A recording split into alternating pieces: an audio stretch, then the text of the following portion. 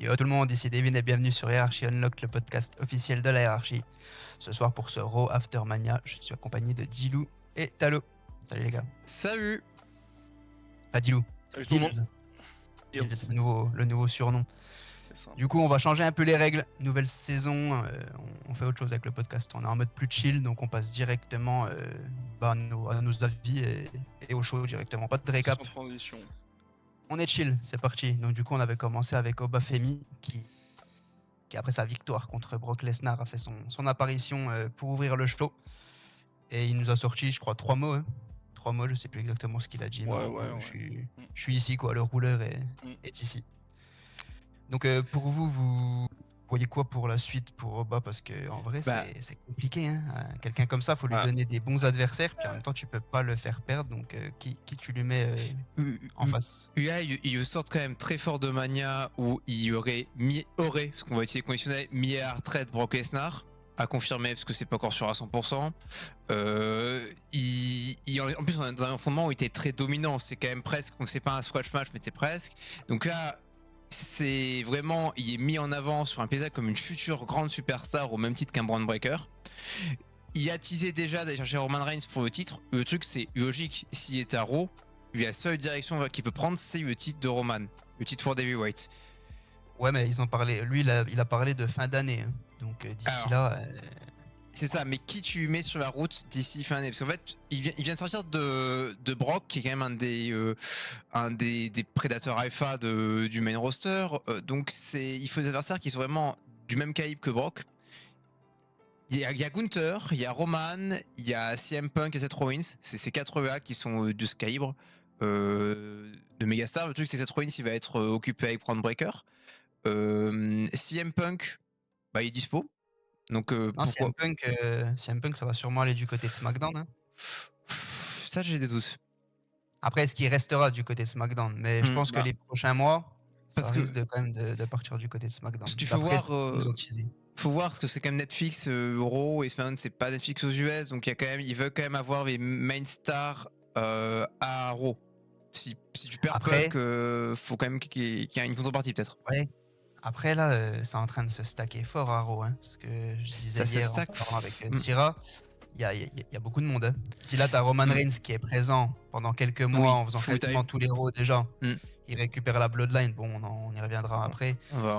S'il y a Fatou aussi, s'il y a Obafemi justement qui est là, Punk qui peut aller faire un petit tour à SmackDown, ça va pas forcément décrédibiliser Zero, même si c'est une figure de proue. Surtout si... Alors j'ai pas du tout vu les réseaux. Cody, la blessure, tout ça, c'est comment? C'est vénère la blessure de Cody. On va en parler pendant le segment peut-être, parce qu'on voit la photo où il a vraiment pris cher. On n'est pas ils attendent juste de... Ouais, ils attendent juste de savoir si c'est une fracture ou non, mais pour l'instant, ils savent pas trop. Il est pas clear pour l'instant, mais voilà. Pour l'instant, il rend pas le titre. Ils savent pas pour l'instant. Après, bon, Fatou, il va venir à Raw, mais ça sera du temporaire. Là, c'est juste. On sait pas pour Oba, vous voyez pas, parce qu'en gros, Roman lui répond pendant le post-show en lui disant quand même. Ok, je vais voir ce que tu vas faire cette année déjà. En gros, prouve-moi que tu es capable de venir faire face au GOAT. Est-ce qu'il irait pas chercher, pas tout de suite, mais quand même un titre intermédiaire entre-temps? Alors, moi, je pense qu'il est totalement cap d'aller affronter le GOAT. Moi, ce que je fantasy bookais avant Mania, c'était le King of the Ring pour Obafemi. C'est typiquement le genre de tournoi qui est très bien pour lui. Et quand on voit depuis qu'ils ont réinstauré qui a gagné Gunther et Randy Orton, c'est typiquement quasiment sûr en vrai. Ouais, aller chercher un truc de dominant. Par contre, le King of the Ring, ça t'offre une opportunité à SummerSlam. C'est pas à la fin d'année SummerSlam. C'est ça qui est gênant. Mais pour moi, SummerSlam, c'est le deuxième Mania de l'année en termes d'importance. C'est une bonne occasion de faire dropper un titre. Si t'as un règne qui fait Mania SummerSlam, c'est quand même un règne correct et t'as le temps de faire des choses avec. Moi, j'ai envie de pull the trigger sur Oba avec une victoire dominante à King of the Ring et go à SummerSlam pour prendre le titre. Pas attendre la fin d'année, parce que la fin d'année à WWE, c'est un temps mort. Quand on regarde la fin d'année, en décembre, t'as pas de PAE. Après, est-ce qu'il parle de fin d'année ou fin de saison WrestleMania? Ah ouais, si on attend un an, je pense que si on attend un an, c'est trop. Et si on attend fin d'année 2026, le truc c'est que fin d'année t'as les Wargames, donc les Wargames ça te freeze tout. Puis après, t'as pas de pay-per-view en décembre et t'as le Rumble. Donc en gros, en fait, limite tes titres. Un gros temps mort. Bah, celui qui est champion, et ceux qui sont champions au Survivor Series, ils ont 99% de chance d'être champions à Mania. Parce qu'il y a toujours des Saturday Night Main Event, mais c'est rare que les titres majeurs tournent à ce moment-là. Ouais, et Saturday Night, ouais, mais même Saturday Night, t'as pas tous les titres qui bougent. Au Rumble, tant que t'auras qu'une nuit, t'auras que un de tes titres majeurs qui sera remis en jeu. Chamber, t'as rarement été mis en jeu. Donc, si Roman il est champion, il perdra jamais sur un Saturday Night. Roman, s'il arrive champion au Series, il est champion jusqu'à Mania. Hein. C'est déjà, déjà pour qu'il le perde avant Mania.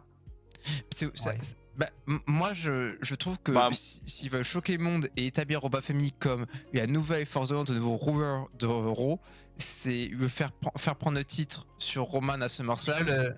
Redis-le, leur ruler. Non, je ne redis pas.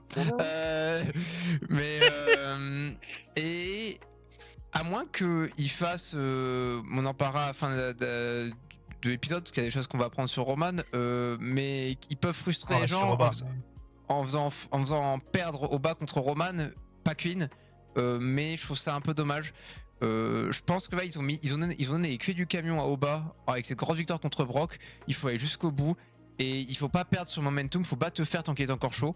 Et c'est à SummerSlam que ça va jouer. Mais c'est difficile en vrai de booker quelqu'un comme ça. Ouais, moi ce que j'allais dire, tu lui donnes quoi à manger jusque là? Bah tu dois le laisser crédible, ça il restera crédible de toute façon. Mais je veux dire, comment le garder en tête d'affiche, mais si tu veux pas tout de suite lui donner quelque chose de gros aussi, lui faire des programmes d'attente, ok, mais il faut que ça soit assez bankable pour surfer là-dessus. C'est pas facile hein, en vrai. Hein. Après, facile. Regarde, à l'époque, je trouve que, alors sans faire de parallèle, parce que c'est pas totalement vrai, mais on a deux grandes stars masculines qui sont en train d'arriver, Braun Breaker et Oba Femi. Ça me fait penser un peu à... toute proportion gardée, à WrestleMania 21 où t'as John Cena et Batista qui émergent. Alors c'est différent parce qu'ils sortent de WrestleMania avec des titres. Là, eux, nous, ils ont pas de titre. Parce que les titres, c'est pour les plus de 35 ans. Mais. Tu vois aussi qui tombent du ring au Royal Rumble les deux en même temps. Non, ça non. Mais arrive et se pète les deux.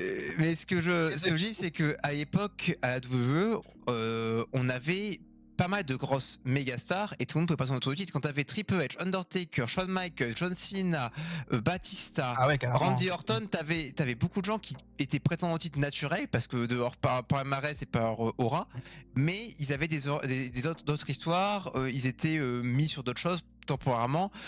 Donc je pense que il faut une grosse rivalité.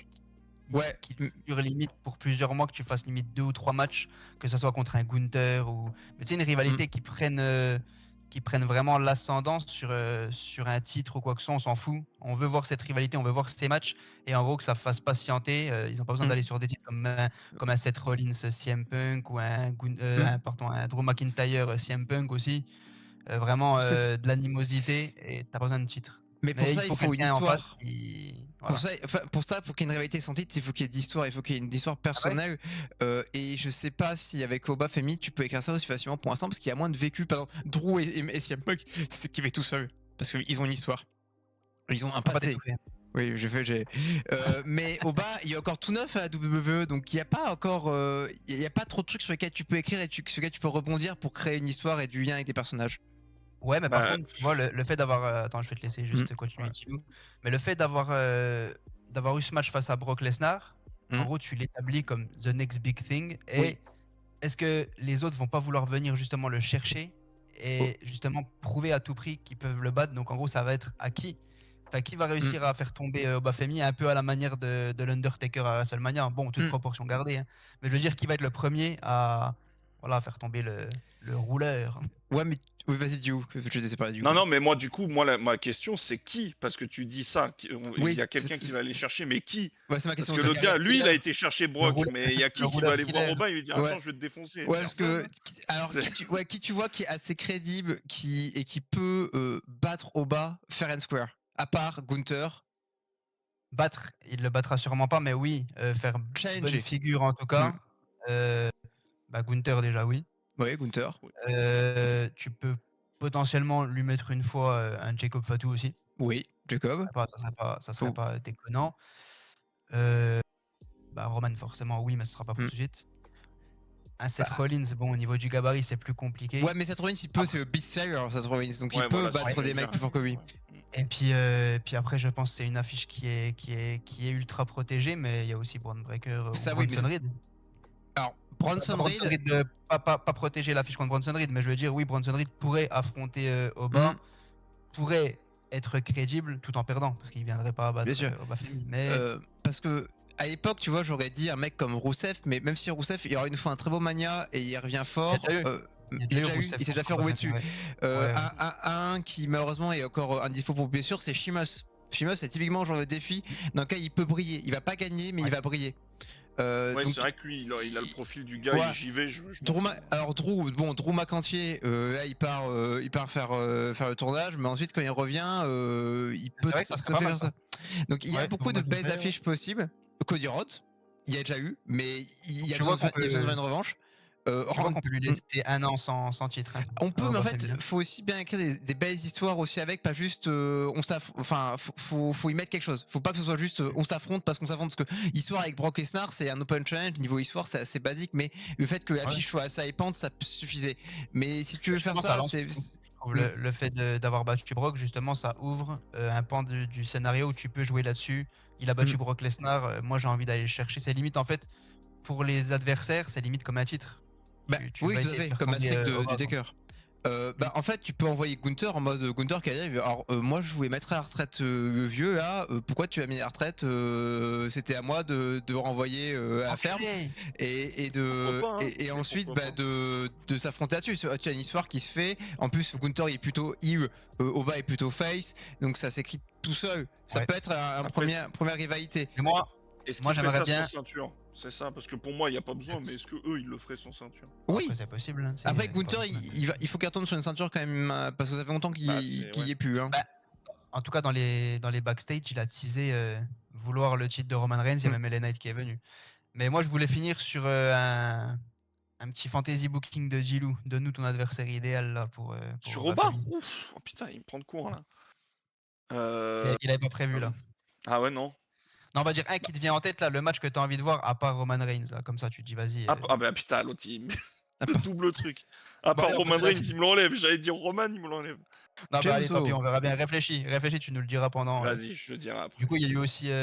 on a eu le droit à un match de Rhea Ripley. Bon, de toute façon, on est resté sur Las Vegas. Donc forcément, la nouvelle championne WWE qui a battu Jade Cargill à Mania, qui a fait équipe avec son ami Io Sky pour la dernière fois, pour le moment en tout cas, parce que Rhea Ripley repart à SmackDown. Part complètement du côté de SmackDown.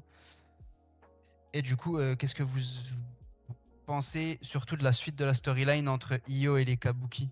Parce que du coup, on va sûrement avoir le match à Backlash, et ça sera un très bon match, hein, parce que Io Sky et Asuka, ça donne.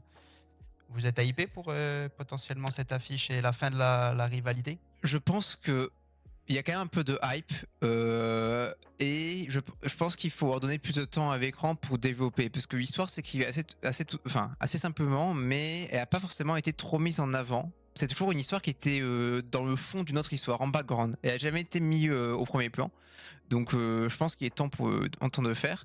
Et moi, le fait que Rhea est à SmackDown et le fait que Rhea ait titre, déjà le pronom était bon. Coucou Devin. Et surtout, ce qui me fait plaisir, c'est qu'on va pouvoir avoir une affiche qui était un peu hypée il y a quelques temps, mais qui a un peu disparu des radars. C'est Tiffany contre Rhea Ripley. Et je pense que cette affiche peut être assez sympathique. Les voir interagir ensemble, ça va être intéressant. Et j'attendais justement que Jade perde le titre pour que Tiffany puisse revenir sur la scène principale et pour aller rechercher un deuxième titre potentiellement. Bah, ça va chercher le titre. Ouais, tu es mais c'est temporaire ça. Je pense que au titre de Rhea, elle va avoir un règne qui va être long comme le bras parce que c'est une championne ultra dominante. Il y a moyen qu'il y ait une Tiffany qui soit sur sa route assez rapidement et moi ça me hype. Dépêche-toi, j'ai mon chien qui veut que je lui donne à boire, donc faut que j'aille remplir sa gamelle. Dis-lui le turn de Kairi Sane alors, c'est pour bientôt? Je vais pas écouter ce que tu vas dire, mais vas-y, parle à nos viewers. Après, moi, ce que j'aimerais bien là, c'est qu'on en finisse rapidement. Donc, Backlash, ça me paraît un bon. C'est qu'on en finisse rapidement. Pitié, achevez-nous. Ouais. Non, c'est vraiment. J'ai pas de hype parce que le programme a duré tellement longtemps. Enfin, au final, il a pas duré. Bah, or si, il a duré. Enfin. Bah, ouais. c'est un programme. Ils sont pas en programme. rivalité directe, mais ça te fait teaser le truc depuis tellement de. Le programme Kabuki Warriors contre Yoskai a démarré après Cashin Paris, hein, au Raw à Paris. Ça fait quand même quelques temps pour ceux qui s'en souviennent. Dans un mois, ils reviennent à Paris, hein, pour vous dire. Donc ça a eu le temps de. C'est la boucle est pour ça bouclée. vraiment. Donc ouais, c'est un peu En louche, vrai, d'accord. Yoskai Asuka, moi je voulais à tout prix le voir enfin à tout prix. Il faut que je dose quand même, mais le voir à WrestleMania quand même. Ça méritait un spot à Mania, c'est deux quelque chose qui sont très complémentaires, qui cachent très bien, donc oui, ça méritait un spot à Mania. Surtout qu'il y avait une carte avec moins de matchs que l'autre, donc il y avait une place. Je pense qu'on aura quand même le. Ouais, je pense qu'on aura quand même le turn de Kairi. Mais oui, mais la carte à Mania, au final, heureusement qu'il n'y a pas eu le match, parce que vu la durée de la plupart des matchs, si on rajoutait un autre match. Bah attends, on va dire qu'on a eu quoi, 33 minutes de catch féminin sur le week-end, ça va quoi. Oui. J'ai pas compté exactement la durée du catch féminin, mais oui. La stat est sortie, il y a eu le main event de la nuit 2, enfin le main event, a duré plus longtemps que l'ensemble des matchs féminins mis bout à bout. Voilà. Donc oui, ça devait faire pas plus d'une demi-heure parce qu'il a duré. Ouais, on aime les stats. Un peu plus d'une demi-heure. Ok. Donc ouais, je pense que Kairi va turn. Donc, très bon match et finissons-en. J'espère, mais en tout cas, oui, ils n'ont pas teasé de nouveau, je crois, hier pendant le match. Non, il n'y a pas eu encore trop d'hésitation du côté de Kairi Sane. Donc, mais je pense que c'est un petit. Elle a souvent hésité, maintenant ils remettent une situation où elle n'hésite pas pour rendre la chute un peu plus surprenante et choquante. Ouais, bah c'est dans 3 semaines. Je crois qu'il reste que 2 Raw avant Backlash, donc ça va être. Il n'y a pas 7 Raw. C'est trop, ouais, putain. Il n'y a plus de 7 Raw maintenant. C'est trop vite. On a eu aussi Cody, Punk qui est venu sur le ring pour parler un peu, va faire son petit discours. Au début, on pensait peut-être qu'il allait partir même en vacances. Maintenant, il a parlé d'avoir perdu un proche, son ancien entraîneur de MMA la dernière fois, après son chien, la semaine dernière aussi quelqu'un, et qu'en gros à chaque fois c'est le public qui l'a aidé à surmonter tout ça, et en revenant à Raw à chaque fois. Après il a un peu reparlé de son parcours, comme quoi il devait pas être champion du monde, qu'on a caché sur lui au final quand il l'a été, que là c'est grâce à la blessure de Rollins qu'il a pu avoir un match pour le titre, et puis voilà, de fil en aiguille. Mais en gros voilà, après il y a Cody qui vient un peu parler avec lui pour avoir son ressenti. Et ça a fini par nous teaser un Punk Cody Rhodes, potentiellement. Est-ce que ça sera pour tout de suite? Je pense pas, mais. Ce serait une belle affiche. Punk Cody, ce serait une très belle affiche. Et ce serait intéressant aussi, parce que même si c'est une affiche face contre face, avec leur talent au micro mutuel, parce que si un peu est talentueux, mais Cody en promo, c'est pas non plus rien. Je pense qu'ils peuvent faire une belle histoire qui serait basée sur le respect, mais qui serait intéressante. Donc moi je signe. Ça donne envie. Ça donne envie, il faut voir quand Cody sera queered. Une belle promo de Punk bien émotionnelle. C'est du classique, ça parle aux gens, ça permet de se projeter, les épreuves de la vie et faire face. On a pas mal critiqué Punk en début d'année 2026 parce qu'il défendait pas le titre et on le trouvait un peu trop absent. Je trouve qu'il nous fait une année 2026 qui est quand même très solide. C'est plutôt en fin d'année 2025 où on a été non, c'était fin d'année 2025, il n'y avait pas de défense de titre. En janvier, il a défendu 3 fois. Il a pas du tout, il a rien eu en fin 2025, 3 fois de suite en 2026, et après de nouveau, quasi plus rien. Bah oui, c'est la Rotomania pendant qu'il y a un peu calme, mais donc bon, ça me donne encore plus de compassion pour CM Punk. Et là, j'ai hâte de voir ce que sera la suite pour lui. Au moins, on clôture bien le chapitre avec Roman Reigns. Parce que c'est important de clôturer les histoires à WrestleMania. C'est pas qu'à pour tout le monde. Coucou Finn Balor, on en parle après. Mais c'est important de clôturer l'histoire à Mania. Sinon, tu les clôtures jamais. Donc, ouais, qui aille à SmackDown, qui aille faire d'autres choses. Alors, par contre, qui à SmackDown pour affronter Cody Rhodes c'est même pas. Et ben là, y a Shinsuke Nakamura. Je crois qu'il est encore là. Il y a Solo Sikoa, il y a Sami Zayn. Ah, Sami Zayn. SmackDown, c'est plus compliqué, c'est sûr. Le problème, c'est que comme tout le monde est à Raw, là. Après, il peut aller taper des jeunes, hein. Carmelo, Trick, Ilya. Oui, puis tu peux avoir un petit Randy Orton CM Punk en attendant aussi. Aussi, qui est une affiche qu'on n'a pas eu tant que ça. Ils se sont croisés plusieurs fois. Mais Aleister Black aussi, qui mériterait d'avoir un peu de temps d'antenne, s'il vous plaît. Johnny Gargano, bon. peut-être pas. Là, t'es en train d'abuser. Ouais, Tamatonga qui s'émancipe un peu, il pourrait peut-être faire des choses avec CM Punk. Il y a pas mal d'affiches inédites, en tout cas. Ouais, il faut que ça fasse vendre. Pour l'instant, eux, ils sont Ouais, pas le problème, très, c'est que Punk, c'est tellement un gros nom marketing que pas tu très mets face à bankable. Tamatonga. Oui, Tamatonga, Parce que- pas de suite.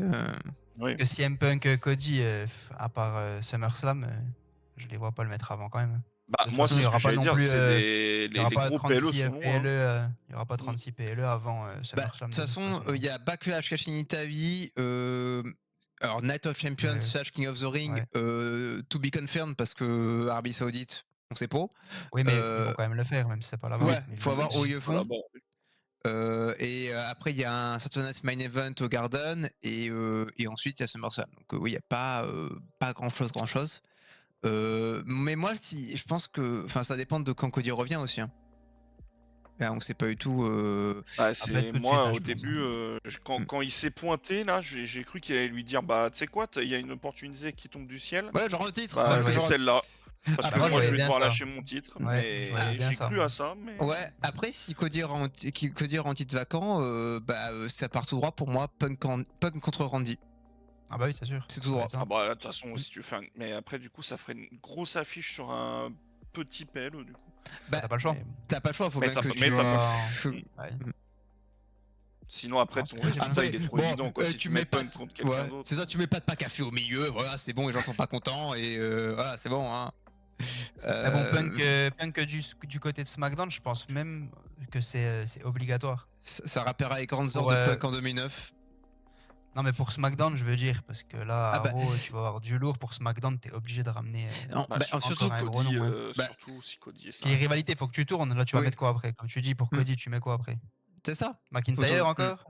Et tu reparles avec Jacob et Sami Zayn et Kevin Owens. Ah non, il est pas Kevin. Non, il faut même ramener quelqu'un d'autre encore plus. C'est le défaut de ne pas avoir de draft. CM Punk et je sais pas qui tu pourrais ramener d'autre encore. LA Knight? Non, c'est bon. LA Knight, il est. Il y a Rome officiellement. Il est sur Raw donc. Officiellement, il est sur Raw. Dis-lui, il est encore l'année dernière, il a mis son titre WrestleMania 41, mais. Les gars, c'est quand il a rappelé le titre à Logan Paul, le titre US. Ouais, c'est ça. Non, mais LA Knight, non, je pense pas. Non, mais il faut un peu bouger parce que défaut de parole de draft. LA Knight, ça serait bien quand même. LA Knight, dans la boucle de The Vision, c'est peut-être terminé, mais là, il est venu en backstage pour parler à Gunther. Il y a un monde où il perd son match de number one contender, tu le renvoies à SmackDown. Pour de nouvelles rivalités, au final, ça lui change quoi à lui? Rien. Là, il est bloqué de toute façon à Raw, donc peut-être il sera moins bloqué à SmackDown, il y a moins de monde. Là, il va rien faire à Raw. Oui, bon, c'est pas faux, Ça reste quelqu'un qui a, ça reste The Megastar. Le public dans la poche. Oui, donc, ça oui. Non, c'est pas con hein, pour SmackDown. On a eu, vu que c'est le premier Raw de l'année, le Raw After Mania, pardon, on a eu des call-ups de NXT.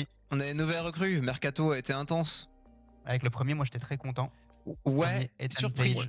Parce qu'en fait, surpris pour deux choses. Déjà, moi je le voyais pas forcément arriver tout de suite dans le main roster. En fait, Ethan Page, c'est une valeur sûre de NXT qui est très expérimenté. C'est pas un petit jeune à NXT.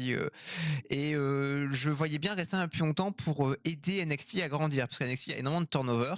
Et le problème, c'est que si t'as pas prennent le titre. Alors, pas forcément. Pas forcément qu'ils prennent le titre, mais comme il y a Tony D'Angelo qui est aussi là depuis super longtemps, Sean Spears, qui sont un peu des tuteurs, qui sont là des valeurs sûres pour faire que les jeunes d'NXT se développent, affrontent des catcheurs établis pour se crédibiliser et après montent. Je savais pas s'il y avait pour ambition d'aller monter vers main roster. Et mon autre surprise, c'est que Ethan Page est excellent, que ce soit dans le ring ou au micro en personnage, il est très bon. Et il y a une personne avec qui il a très bien marché et très bien synergisé, c'était Chelsea Green, qui était à SmackDown. Ouais. Donc c'est pour ça que ça me surprend de voir à Raw, parce que c'était tout droit et tellement gratuit de faire monter à SmackDown pour aller interagir avec Chelsea Green et faire un programme de mid-card très intéressant, je pense. Et là, il part à Raw. Alors, c'est pas un mauvais choix parce que, comme je le dis, t'as plein d'affrontements inédits qui apparaissent, et ça c'est trop cool, surtout dans une mid-card qui est très dynamique. Après, potentiellement Chelsea Green qui se dirigerait avec Matt Cardona hein, aussi, peut-être. À l'écran, en tout cas. Ou pourquoi pas Chelsea Green qui viendrait du côté de Raw. Après, ça m'étonnerait. Je pense qu'ils vont la laisser dans la même brand que... Je pense qu'ils vont la laisser avec Matt Cardona pour des raisons logistiques. C'est quand même plus simple pour eux. S'ils veulent passer du temps ensemble, ils passent déjà assez de temps sur la route qu'ils sont dans la même brand. Après, après, on va pas rester sur ce sujet-là, mais ça serait pas débile pour entre guillemets relancer Matt Cardona d'avoir Chelsea en manager tout en la faisant catcher encore à côté. Le truc, c'est que le numéro de Ethan Page et Chelsea en canadien et tout ça, c'était tellement mieux qu'avec Matt Cardona, qui est plutôt en plus Matt Cardona un face un peu goofy. Surtout à WWE, parce qu'autant en Indie c'était peut-être Indie King, mais à WWE c'est juste Zack Ryder, woo, you know it. C'est le jobber. Ouais, c'est le jobber par excellence, quoi. Donc, en tout cas, bon, il a sorti un beau match avec Jivon Evans. Qui a toujours des vues sur le titre intercontinental, Jivon. Et c'est plutôt sympa, c'est une bonne entrée en matière pour Ethan, qui peut pas s'établir un peu plus. Qui aura un match du coup pour le titre intercontinental contre Penta. Ça démarre très fort. Moi j'ai pas vu ça. Ok. T'as pas regardé Raw, Gilou ? Si, pourtant. T'as pas regardé le segment backstage alors ? Bah si. Mais il comprend pas l'anglais du c'est pour ça. Bah si, mais je soit. Bah c'était un match aspirant pour le titre intercontinental. Et il y en a un qui est pas content. Il y en a un qui est pas content. Qui est venu casser des gens. Il va bien le titre, hein. Et il va bien le titre, hein. Alors c'est fou parce que Rousseff, on l'a pas vu pendant 3 mois. Puis il est revenu comme ça en mode hey, tu veux faire un match à Mania, c'est des chats, tu verras, il y a des mecs qui volent haut et toi, toi tu restes au sol. Et ça lui a donné un coup de boost. Il a bien mangé, hein. Ouais, il a bien mangé là-bas. C'est vraiment, c'est bien parce que Rousseff c'est quelqu'un qui est extrêmement expérimenté, qui a un physique de fou, très athlétique, qui a une bonne main dans n'importe quel roster. Là, il recrédibilise aux yeux du public, il donne de l'intérêt en fait, plus que la crédibilité, il me donne envie de voir catcher. Alors qu'avant on avait en mode oh il y a Rousseff. Et là, oh il y a Rousseff, cool. Et il est arrivé pour casser Jivon Evans. Et il y a Penta qui a essayé de faire Zoro. Et Penta s'est aussi fait briser par Rousseff et il y a Rousseff qui tient le titre avec un Penta à terre. Ça redynamise cette carte, cette mid-card. La mid-card elle est belle là. Ah oui. Arrow elle est vraiment belle là. Il y a moyen de faire bouger les titres intercontinentaux de façon assez dynamique, ou en tout cas de faire pas mal de matchs pour les titres. Pas besoin de faire des règnes longs pour le titre intercontinental, des règnes d'1 mois, 2 mois ça suffit et tu fais bouger. Ouais. Parce que là on était... Avant Mania, on était plus sur l'optique de laisser un moment à Penta du coup, parce que ultra bankable, on le voit pas prendre un titre mondial maintenant en tout cas. Jamais. Donc oui, le titre peut-être aussi. Le titre ça qui fait peur avec les monstres qui arrivent. Après, tu peux avoir un feel good moment un jour, Penta champion pour 1 ou 2 mois. Ouais, Penta part avec un Money in the Bank, je vois pas prendre un titre. Quand tu vois la densité du roster, et le problème c'est que Penta, c'est un luchador, et on reste à la WWE, et c'était pas Rey Mysterio. Et même Rey Mysterio pour titre jurisprudence Rey Mysterio. Et même Rey Mysterio pour avoir un titre poids lourd ou WWE, il fallait quand même ce veto hein. Donc c'est malheureusement c'est pour ça que j'y crois pas, malgré le fait qu'il soit ultra bankable, le merch marche, il est fan adhère, mais Rey Mysterio en termes de merch et de fans c'est dur à battre hein. Donc après Penta quand même c'est pas Rey Mysterio, mais voilà, il a eu entre guillemets la malchance de pas être à la WWE depuis très longtemps, mais ça marche très très bien à Penta. Ça marche très bien, et puis il y a un moveset très différent, il y a un côté plus adulte que Rey Mysterio qui peut plaire à un public différent aussi, mais j'ai du mal à le voir prendre un titre majeur pour l'instant. Bon, Israël. Pour l'instant c'est compliqué. Il sera jamais eu. Après, trust me. Il peut jouer le heal, mais pour l'instant, dans tous les cas, il passera pas heal. Non, il passera pas heal. C'est trop aujourd'hui. Mais voilà. Et donc, pour switcher de Ethan Page à la seconde, parce qu'il y a eu une seconde arrivée. Il y a une seconde arrivée, et là, on est très hypé, surtout Deus. Ah oui. Parce que là, elle arrive directement pendant le segment de célébration de la nouvelle championne World Heavyweight Liv Morgan avec le Judgment Day, qui vient couper la reine d'Euro, qui l'a un peu mal pris du coup. Et je comprends. On est même parti sur un match, et un très bon match, enfin en tout cas de la part de Sol Ruka. Sol Ruka, elle déçoit jamais. Moi, c'était mon coup de cœur côté NXT. Tous ces matchs, c'était un pur plaisir à voir. Un moveset ultra rafraîchissant. Elle est grande. Oui. C'est impressionnant. Elle est très grande, très fine, donc ça marche de ouf. Bon, on kiffe hein, sur Ruka, on est très content. On savait qu'arriver dans le main roster, c'était sûr arrive à Raw. Et en plus, ce qui est bien, c'est que contrairement à, si on compare au dernier co-op de NXT, donc ils sont Julia et Stephanie Vaquer, autant Vaquer a pu se positionner très vite pour le titre majeur, autant Julia s'est positionné très vite dans la mid-card. Et là, sur Ruka, elle va directement taper le titre majeur aussi, comme une Vaquer. Et je pense que si on compare à Vaquer, parce que les deux sont arrivés à Raw, j'allais faire un call justement par rapport à ça. Et l'avantage, c'est que Soroka elle parle anglais, donc elle est à l'aise au micro, elle peut directement plus s'accrocher avec le public, et le public pourra plus s'identifier. Donc ça va beaucoup. Je fais un call. Vas-y. WrestleMania 43 Arabie Saoudite, Soroka sera dans un des main events pour le titre mondial. Ça me semble pas aberrant. Le truc moins probable que tu dis, c'est que WrestleMania 43 sera en Arabie Saoudite. Mais le reste, le fait que Soroka soit dans le main event pour un titre féminin, ça me semble tout à fait logique. Championne qui défend peut-être pas encore, mais en tout cas qui allait chercher un titre, ça me semble tout à fait. Contenders numéro 1. Mais elle est très forte. Le match était excellent. Et en plus, il y a eu de overbooking. Elle en étant protégée, elle ramène Zarya dans son sillage. Et... Elles ont un match. Oui, c'est pour ça. C'est parce qu'il y a un match. Oui, elles s'affrontent dans un Last Woman Standing. Ça doit être le dernier. Puis après, c'est bye-bye. Mais c'est trop bien parce que pour Zarya, ça permet de la mettre aussi un peu en avant dans le main roster déjà. Parce que c'est aussi énormément de potentiel. Zarya, quand elle est signée à WWE, c'était un gros nom du circuit indépendant australien qui était signé. Et il y avait quand même une certaine hype parce qu'elle est déjà établie. Moins qu'une Vaquer ou qu'une Julia, mais c'était un gros nom qui venait à WWE. Après, il y a un monde où dans 2-3 mois, elle arrive de nouveau à Raw pour la détruire et puis elle s'installe également dans Judgment Day. Oui. Peut-être pas. Zarya est à DA pour elle dans Judgment Day. Le côté un peu sombre. Elle remplacera Rhea Ripley. C'est ça. Elle pourrait. Donc, ça m'intéresse beaucoup cette histoire. Je pense que le public va beaucoup accrocher avec Soroka. Il a déjà accroché avec Soroka de toute façon. Mais il a déjà accroché. Donc c'est un tout droit, c'est gratuit.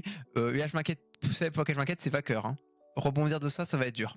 Moi, je sais pas qui. Voilà, elle a l'air de repartir pour une revanche, en tout cas déjà contre Liv Morgan, qu'elle ne gagnera sûrement pas. C'est ça. Mais voir quels seront les programmes pour Stephanie Vaquer, parce que c'est une catcheuse extrêmement talentueuse, facilement top 3 catcheuse mondiale en termes de in-ring.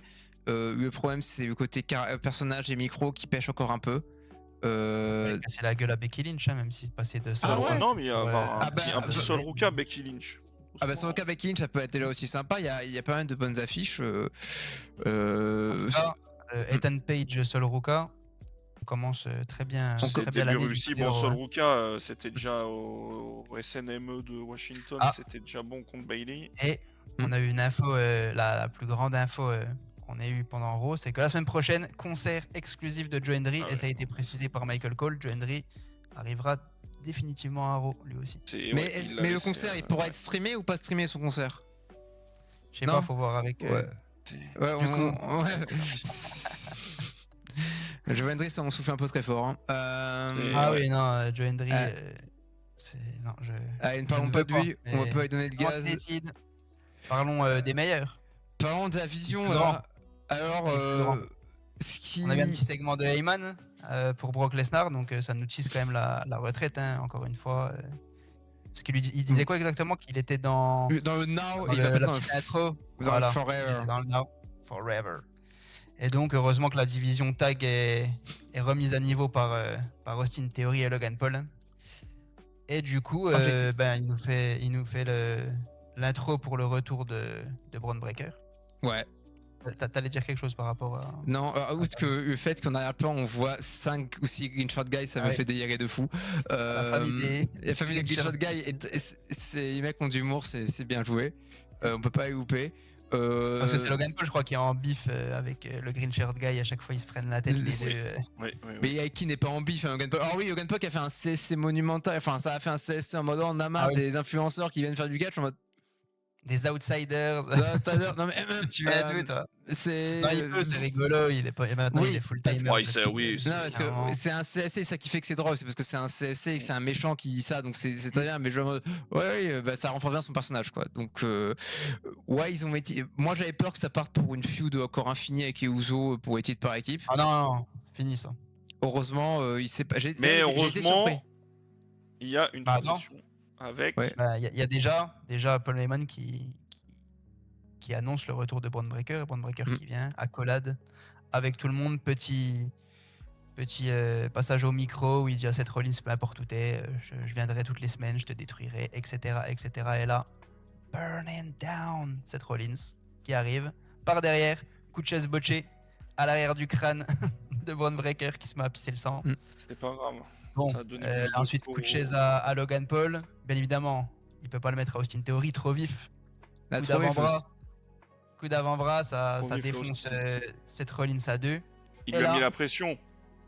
Retour des Street Profits. Et oui, là on a été quand même surpris parce que les Profits, ça fait depuis octobre qu'on les avait pas vu catcher. Montez a retrouvé sa shape, c'est rassurant. Et ils sont venus et c'est vrai que à SmackDown, il y avait rien à faire pour eux. Donc ils ont envoyé à Raw, c'est bien, on fait du mouvement, on fait de la nouveauté. Ils viennent renvoyer sur les titres tag, de toute façon t'as pas le choix, c'est une équipe, eux t'as pas vraiment le choix. Et merci. Ça promet des beaux matchs quand même aussi. Encore une fois, moi je veux voir Montez en solo, ça sera mais oui, pas mais pour, tout le monde veut voir Montez en solo. Mais je pense aussi que la division tag, elle est à Raw en tout cas, elle est tellement morte que on n'a pas trop le choix. Allez, on fait revenir les séries de Profit, ça va faire un programme d'attente. La vision va conserver à 99%, mais en tout cas ça. Le problème c'est que les tag team à Raw, c'est Tozawa Otis, American Made, New Day et. Les Usos qui reviendront dessus, c'est sûr. Hein. Moi je pense que c'est eux qui les prendront tôt ou tard. Usos va être parce que je vois bien. Moi je sais de quoi ça va parler les prochains mois avec Bloodline Vision, mais bon. Ouais. War Games. Ah bon, c'est ton dos. Peut-être après. Mais en tout cas, oui, les Street Profits de retour, ils sont venus. Je pense pas qu'ils venaient forcément aider Rollins, même si ça parlait de ça. Je pense juste qu'ils sont venus à ce moment-là justement pour. C'était le bon moment pour attaquer Logan Paul et Austin Theory, donc ça aide Seth Rollins en même temps, mais c'est pas forcément le but principal. Et là, ils sont venus quand même fringuer un pantalon noir, c'est pas leur DA habituel qui est plus coloré. À voir s'il y a pas un petit changement de personnage, un peu plus sombre. Je les ai déjà vus comme ça, hein. Non, généralement comme ça. Non, mais là, je pense que ça a pas de. En fait, c'est une intervention. C'est une intervention. Mais oui, mais est-ce qu'il y aurait pas un petit changement de DA aussi, un peu plus sombre, un peu plus déterminé? Je vois pas ça, moi, là-dessus. Ça serait bien, mais. Déjà, c'est pas dans leur style de venir taper les mecs dans le dos. Hein. C'est pour sauf s'ils ont un bif avec eux. Et là, c'est random. Hein. Ils étaient là au catering, ils se sont dit hey, il y a des mecs sur le ring, ils ont une ceinture, viens, on va les casser. C'est un peu ça, de toute façon. Tout simplement. Hein. Mais c'est pas dans leur attitude, donc à voir. J'aime bien les Street Profits un peu moins goofy et un peu plus déter sur les ceintures. Même si on aime bien, ils ont mis une bonne vibe et ça marche bien avec le public et tout, mais du changement, c'est bien dans les gimmicks, etc. Là, on voyait que de toute façon, c'est pas qu'ils connectaient plus avec le public, mais ça faisait du surplace de toute façon. Oui. Depuis un moment. Ils ont pris quand même la coupure, ça a fait du bien là. Mais ouais, voilà. Et après, c'est très bien. On parlait souvent quand même de quand Seth revenait de trouver des acolytes parce que seul contre la vision, il va se faire casser. On a aussi parlé pendant très longtemps de Montez Ford comme un membre de la vision. Juste, ils ont cru que c'était le. La porte est ouverte. Pour l'instant, je pense que tout est possible, tout est réalisable. C'est le jeu de la vie. Moi, ça me déplairait pas. J'avais bien aimé quand ils avaient essayé de faire un Hurt Business avec Street Profits et Bobby Lashley, mais qui n'a pas abouti. Et Bobby a ensuite quitté la WWE. Mais là, en vrai, c'est pas assez crédible. Si Seth Rollins dit ouais, j'ai choisi Angelo Dawkins et Montez Ford, ouais, pourquoi pas, mais je sais pas. Le problème, c'est que c'est un de deux en fait, ils sont indissociables, c'est un personne l'autre quoi. Pour moi, les histoires seront. Je pense que les histoires sont dissociées, mais ça me choquerait pas qu'il y ait. De toute façon, là sur le segment, c'est bien dissocié déjà dès le départ. C'est-à-dire que les deux, ils s'embrouillent, ils vont dans les gradins. Et après, ça permet aussi de laisser Braun Breaker et Seth Rollins. Oui, voilà. Oui. Bonne transition, parce que du coup, Breaker qui revient sur le ring, qui va pour attaquer Rollins. Rollins qui réussit quand même à le contrer avec un kick. Il part pour le stomp, Breaker le contre, Spear. Donc là, il l'attrape, il lui dit des mots doux à l'oreille. Oui. Rollins se relève et là, le super spear en courant, dans les cordes. Bam, bam, bam, bam, boum. Donc, ouais, je pensais qu'ils allaient peut-être. En vrai, non, ils peuvent pas. Je me suis dit, ils vont attendre encore un petit peu, mais là, je pense que. Je sais pas si pour Backlash, t'as déjà un match. Mais il faut. En tout cas, je pense qu'il y en aura plusieurs de matchs entre les deux. Il faut commencer dès maintenant. Bah, il faut commencer tôt. Si tu veux faire. Ça dépend. Si tu veux faire culminer cette histoire à SummerSlam, t'es obligé de faire 1 à 2 matchs avant. Sachant que donc. Ouais, au moins 2 matchs. Elle a une trilogie. Ah ouais, il faut faire une trilogie. Ah oui, au moins, mais le dernier épisode de la trilogie est à SummerSlam. T'as vu que le pay-per-view, enfin PAE du mois de juin, c'est King of the Ring. Tu n'auras pas beaucoup de place pour des histoires en dehors de King of the Ring. Donc tu auras 2 matchs déjà pris par ça et des défenses de titre. Donc t'as Backlash, Kashin Itai et Saturday Night's Main Event Madison Square Garden. T'as ces 3 opportunités pour faire des matchs avec eux, donc. Après, ce qui est chiant, c'est que c'est déjà dans 2 semaines, enfin 2 semaines et demie. Backlash, ça me semble tôt. Et Backlash, il y a des programmes, quoi. Ça dépend. En fait, ça dépend de. Faut voir ce qu'à SmackDown il va se tramer pour Backlash. Mais après, je le vois pas non plus ne pas être à Backlash, c'est ça en fait. Je me dis, dans 2 semaines et demie, là, il faut le mettre maintenant. Là, vous allez vous affronter, vous allez vous foutre sur la gueule. Rollins, il va arriver la semaine prochaine. Il va aller voir Adam Pearce. Je veux Breaker maintenant, tout de suite, et il va lui donner un Backlash. Ouais, mais si Cody, tu vois, rentre titre, t'as déjà un match pour le titre WWE à Backlash. T'as le match avec Asuka et Yo. Il rentre dans les 5 matchs, hein, y a pas de. À voir. Ah bah s'ils ont. Sinon, nos amis italiens vont bien manger. Peut-être. Ouais, tu peux aussi le mettre aussi là-bas. Hein. De toute façon, il y en a 2, hein, donc il y aura 2 matchs donc, avant SummerSlam. Donc c'est très probable qu'il y en a un Kashin Itachi aussi. En tout cas, alléluia. Et le main event de Raw 8 juin. Braun Breaker est revenu. C'est déjà bien en attendant. Braun Breaker est revenu, mais ouais, le cassez pas trop, hein, ce P7, avant une fois coup de chaise, évite de tuer. Par contre, hein.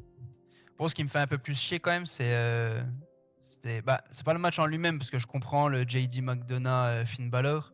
Ça encore, je trouve ça logique. C'est 2 anciens amis. C'est, je crois, même JD qui, à l'époque, était arrivé dans la salle de gym ou je sais plus quoi. Alors, Finn est mentor de JD, parce que les deux sont irlandais. Et ouais, c'est. Lui qui le ramène dans le Judgment Day après, storyline. Donc, il se frite. Bien évidemment, victoire de Finn Balor. Hein. Ça, c'était. Bah, logique, hein, ça, je veux pas faire perdre. Hein. Mais du coup, on semble repartir sur peut-être un Finn Balor Dominique Mysterio sans le démon, un Backlash. Ouais, mais ça, c'est. Ça démon, c'est obligatoire, je pense. Oui, sans démon, oui. Oui. Non, mais donner une raison de. En gros, Dominique, il va dire oui, mais tu m'as battu parce que voilà, j'avais pas le démon, blablabla. Moi, foutez-le moins dans un weekly, c'est bon. Y a pas même dans un weekly, je crois que ça y est. Mais en fait, c'est dommage parce que t'avais une histoire qui culminait et t'avais une victoire clean et c'était bon, il pouvait passer à autre chose. Et là, il s'embourbe encore dans un truc. Faut arrêter au bout d'un moment. À moins qu'il va après, je comprends qu'elle soit arrivée. Ça arrivait vite quand même. Il y a eu le turn. Il y a eu quoi, 3 semaines après entre. Oui, c'est un petit peu rapide. Donc je comprends, mais pour leur foutre à Backlash, sachant que maintenant les PLE c'est 4 ou 5 matchs. Ça arrivait vite, mais en même temps lentement parce que le teasing de Finn qui tourne sur Dominique, on voit depuis 8 mois, quoi. Donc c'est un vite relatif, quoi. Ouais. Bah bon, on va pas s'attarder là-dessus. Hein. C'était juste. Non, parce que on a été bavard. On va passer directement à la fin. C'est Roman Reigns qui venait faire son petit discours de. J'ai comme un sentiment déjà vu. Ouais, du coup, qui a croisé bien évidemment les frères Rousseau dans la Gorilla Position, qui leur a dit oh, bad boy. Ils étaient pas au venez sur le ring. Et donc, on part sur un retour de la Bloodline Face pour le moment. Donc, en vrai, t'as des souvenirs. Alors, non, Bloodline. Mitigés, mais par contre, moi, j'ai passé des très bons moments quand même pendant une grande partie de l'histoire de la Bloodline, donc je peux pas dire que c'est pas bien. Ça peut ramener quelque chose de très fort pour. J'ai plein de choses à dire. Bloodline Face, je sais pas. Bloodline Over, mais peut-être pas Face. On verra tout. Parce que oui. Mais ça fait toujours, dans le avoir des nuances. Alors, plus Face que Heel pour le moment en tout cas. C'est dans les vieux pots qu'on fait les meilleures confitures. C'est pas un très vieux pot non plus. C'est un pot qui est pas trop vieux non plus, il y a que quelques années. Quand on est un peu désespéré, qu'on n'a pas trop d'idées, piocher dans un truc qui ont marché il y a pas longtemps, c'est faire quelque chose sans prendre de risque. Tu fais Bloodline épisode 2, c'est comme que tu fais Assassin's Creed 5 après Assassin's Creed 4, quoi. T'as pas trop d'idées, t'as pas envie de prendre trop de risques, tu vois un truc qui marche à quasiment 100%. Tu l'as vécu comment, toi? Tu t'es dit, oh, fais chier. Comme cool. Ça. En fait, c'est juste que c'est pas original. C'est pas le truc le plus hypant. Moi, je vois Uso, mieux je me porte. Donc dommage. Après, les Usos, tu dois les voir. Je préfère les voir avec Roman Reigns que les voir les deux tout seuls ou Jay tout seul. Oui, mais bon, ils ont quand même botché un 1D, quoi. Faut quand même y arriver. Mais ça, c'est pour Mania. Non, j'ai pas grande hype parce que Bloodline, c'était fort parce qu'il était méchant. Et que il bosse de la fin de game. Si c'est une Bloodline qui est mi-gentille, mi-méchante, déjà, ça risque de pas le faire, on va voir dans quelle direction ils prennent. Et ça dépend qui est en face. Et vraiment, ça fait Yuzo en mode trimar plus où ah cousin, t'as été, attends, viens, on va prendre ton boss parce que nous on a rien. Et personne nous aime. Parce que personne nous aime. Puis Dilou, il en pense quoi, Dilou, le fan de Jey Uso? Bah, moi je vais y hein. Non, fan de Jey Uso, doucement. Moi je. Oui, je suis ironique. Moi c'est juste, j'ai tellement kiffé la Bloodline que. Mais tout le monde a kiffé. Ils peuvent te faire du fan service sans aucun sens, je plonge dedans. Je ne suis qu'un homme finalement. Prépare-toi, Sami Zayn arrive dans 2 semaines. Tu vas voir on verra ce qu'on en dit. Et donc, pour continuer là-dessus, on a Fatou qui vient. Moi, je pensais limite qu'il allait rejoindre la Bloodline quand il arrive. Ouais, mais ça aurait été trop cousu de fil blanc en fait. Ça aurait pas été dans le personnage de Jacob. Non, c'est ce qui va arriver. Mais en gros, je vois ça, j'ai tout de suite l'image, parce que je fais partie de la Vision, au cas où vous ne le saviez pas. Ah, pardon. J'ai tout de suite l'image de la Vision Hill avec Paul Heyman contre la Bloodline Face. Je suis sûr et certain que cette année, c'est on passe là-dessus. Parce qu'on est au mois d'avril. Les Wargames, c'est dans Wargames, c'est en novembre. Dans 7 mois, on a Vision et contre Bloodline dans les Wargames. Oui, ça c'est quasiment. Tu vas me dire que t'imagines pas. Donc il y a Paul Heyman au milieu, avec toutes les histoires. Comme il est toujours au milieu. T'as de nouveau théorie Logan Paul, les Usos. T'as Bronson Reed, Jacob Fatou, ça match de malade. Ouais. Et t'as Braun Breaker, Roman Reigns. Non mais c'est. Attends, je te fasse un dessin. Non, mais je te le fais maintenant, j'ai le papier, le stylo. Par contre, le dessin, c'est-à-dire qu'on est en avril, en fait, c'est ça le truc. Oui, mais je te parle quand Jacob Fatou arrive. Au début, j'ai cette image-là, je me dis, oh putain, si ça remplace en gros Solo, c'est Jacob qui prend entre guillemets sa place, en tout cas qui vient numériquement. Et là, quand Roman Reigns, il lui explique, Jacob Fatou lui explique qu'en fait, il veut tout du Tribal Chief, il veut les voitures, l'argent, blabla, pour ses gosses, etc. Ok, tu veux, mais est-ce que tu es prêt après, si tu perds, si tu ne gagnes pas, est-ce que tu es prêt à m'acknowledge? Donc ça veut dire ce que ça veut dire. Oui, alors rejoindre la Bloodline. En fait, c'est comme ça que la Bloodline a commencé. Tu penses qu'il le ferait? Ah bah oui. En fait, ça va être la condition. Il a dit, je te laisse, réfléchis-y, on en reparle la semaine prochaine. Donc Jacob va accepter. Oui. Il y aura le match à Backlash. Bien évidemment, Jacob ne va pas gagner à Backlash. Bah non. Jacob va acknowledge Roman Reigns. Et il sera dans la Bloodline. Est-ce qu'il sera tout de suite dès la semaine d'après là-dedans? En tout cas, il sera du bon côté, peu importe quand est-ce qu'il arrivera, il finira ça, par... il pourra aller hiter avec son cousin. Alors, le truc, c'est que oui, alors pour Wargames, c'est 5 contre 5, donc il nous faudra un autre mec pour la Vision et un autre mec pour la Bloodline. Seth Rollins à la Bloodline. Alors, j'y ai pensé, mais Seth Rollins à la Bloodline, je pense que Roman il est pas d'accord en mode tu vas me trahir. Mais l'ennemi de mon. Ok, tu me trahis, je te trahis. Ok, bah cool, très bien. Après, ils arrivent toujours à raconter des trucs comme ça. Il y a un monde où ils se font casser la gueule les deux, et à la fin, c'est en gros, bon bah vas-y, viens juste pour les Wargames dans notre équipe. C'est l'ennemi de mon ennemi. Ouais, Sierra, Echo, machin, Vima, Daita, ouais, tu te souviens, ouais, coup de chaise, haha. Surtout que c'est des matchs sans aucun sens. Là, c'est Wargames. C'est pas encore annoncé, mais si tu veux refaire un Wargames, en tout cas, c'est. Oui. Voilà, t'as déjà Wargames. C'est bon, j'ai ça y est, en avril, de toute façon, on a booké pour jusqu'à novembre, nous. On a Wargames masculin, c'est bon, les gars. Bon, qu'est-ce qu'on fait avant? Si tu veux recrédibiliser la Vision en espérant qu'il n'y ait pas de blessure d'ici là. Oui, parce que la Vision, c'est. Partir là-dessus, en faction dominante, et en plus Paul Heyman qui est là au milieu avec ses anciens, j'allais dire protégés, c'était pas ses protégés, mais oui, son ancien tribal chief avec toute sa famille. Là, il est du côté de la vision. Pourquoi pas un nouveau turn où il repart avec la Bloodline? J'espère pas, hein. Stop, s'il vous plaît. Polyman, il a plus turn qu'une girouette dans ta carrière. Hein, il a plus turn que Big Show. C'est ça. C'est dire. Polyman, quand il arrive, Polyman, il est en mode, attends, mais je suis avec qui aujourd'hui? Ah, my tribal chief, non, t'es pas avec moi. Ah, merde. Oui, et Brock. Mais il y a la retraite. Ah, merde, mais. Ah non, Austin Theory. Ah, bon, bah, je suis avec toi aujourd'hui. Mais du coup. Ah ouais, d'ailleurs, en parlant d'Austin Theory, on a encore eu un segment backstage où Judgment dépasse. Et il est encore en train de parler avec Maxine. Hein. Qu'est-ce qu'il nous tease, bordel? Bref. On verra. Ouais, ça c'est Triple H, il aime bien mettre des trucs en arrière-plan, mais des fois ça se passe pas non plus. Parce que des fois on a vu des trucs où il y a Natalia qui est en arrière-plan pendant 8 mois, et Natalia elle regarde derrière, elle peut avoir donc. Là c'est bizarre quand même. Il le fout à chaque fois, je sais pas ce qui va se passer. Ah, c'est juste qu'il parle en arrière-plan quoi, ils s'entendent bien quoi. Ah, tu t'es marié là, ouais, c'est cool, t'as fait ta lune de miel là-bas, ouais, c'était hyper sympa. Oh, on a des photos. Ça c'est mon chien, oh, mais il est trop mignon, il s'appelle Cookie. Je te fais le même. Hein. Ouais, ça doit être ça. Du coup. Donc. Moi, Jacob Fatu, j'étais pas forcément là. Tu me poses l'affiche comme ça. Là, tu me dis, bah là, Arrow, Jacob Fatu va venir défier Roman Reigns. On va avoir Roman contre Jacob à Backlash. Pas forcément le plus hype du monde, mais au final, là, quand c'est ramené. Moi, j'étais bien hypé. Hein. Ça m'a même étonné que ça arrive pour un simple Backlash. Oui, parce que c'est quand même une affiche qui est très protégée et qui a été teasée au Wargames 2 années d'avant. Attends, de quand? Il arrive quand? Attends, parce que Wargames. Non, c'est. Ça fait 2 ans. Ça fait un moment. Il y a 2 ans. Là, déjà. Ouais, c'est Wargames 2024. Donc c'est teasé depuis Wargames 2024, Jacob. Roman. Affiche protégée, un peu protégé, mais c'est pas non plus un Braun Breaker Roman Reigns ou. Non, mais c'est un degré en dessous. Punk Cody ou Obafemi Roman, pareil. Ouais. Ouais, pour moi, c'est pas ultra protégé comme affiche. Jacob Fatu, c'est pas non plus la poule aux œufs d'or de la WWE. Non. Même s'il est déjà haut, mais pas non plus. Non, ça va. Mais c'est une affiche qui va gros parce que.